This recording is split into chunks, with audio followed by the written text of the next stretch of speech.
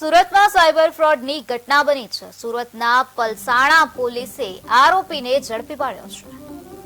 મિત્રએ જ મિત્ર સાથે ફ્રોડ કર્યું હતું. પહેલા મોબાઈલ ચોરી કરવામાં આવ્યો હતો અને એકાઉન્ટમાંથી પૈસા ટ્રાન્સફર કરવામાં આવ્યા હતા. ત્યારે પોલીસની સતર્કતાને કારણે આરોપી ઝડપાઈ ગયો છે. પોલીસે મુદ્દામાલ અને રકમ કબજે કર્યા છે અને આગળની તપાસ હાથ ધરી છે.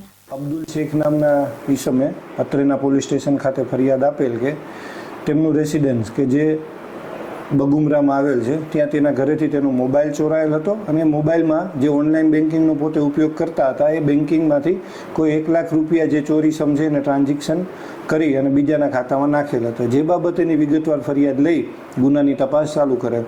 તપાસ દરમિયાન અમને ખાનગી બાતમી હકીકત મળેલ કે એક ચોરીસમ બારડોલીથી સચિન બાજુ મોબાઈલ ચોરી કરેલો મોબાઈલ વેચવા માટે જાય છે. જે હકીકતના આધારે એ ઈસમને પકડી પાડેલ અને એની તપાસ દરમિયાન આ ચોરીમાં ગયેલ મોબાઈલ તેમજ તેમાંથી જે ટ્રાન્ઝેક્શન થયેલું હતું તેની હકીકત એ મોબાઈલમાંથી ચોરીસમ પાસેથી મળી આવે. સર, આ ગુનામાં કોઈ સંડોવાયેલો છે બીજા કોઈ ગુનામાં સાથે? આજે અત્યારે જે હાલ આ ગુના કામે જે અબ્દુલ નઈમ અંસારી જે અટક થયેલ છે તેની સાથે કોઈ ઈસમ હાલ સંકળાયેલ હોય એવું તપાસ દરમિયાન ફલિત